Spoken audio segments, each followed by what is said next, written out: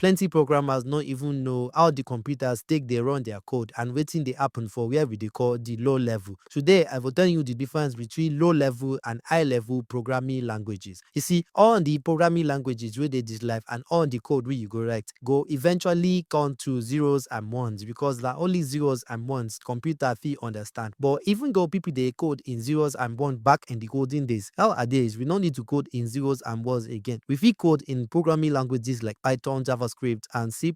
But eventually, all of this code go enter zeros and ones through wetin we dey call compilation and transpilation. Programming languages like JavaScript and Python wey dey similar to English language na im we dey call high level programming because they dey so high, they never reach the low level of the computer architecture. Meanwhile, programming languages like assembly and even binary itself, wey be say e no really be like English language with words and sentences, na im we dey call low level programming because e dey very low, near to the computer architecture itself. If you write code for C programming language now, the compiler go help you convert am to machine code before your processor go fit run am. If you write any program for Python, the Python interpreter go first convert am to bytecode before the virtual machine convert am to machine code wey your computer fit understand. Follow me for more videos like this and no forget to like this video and share to your friends. Thank you for your attention to this matter.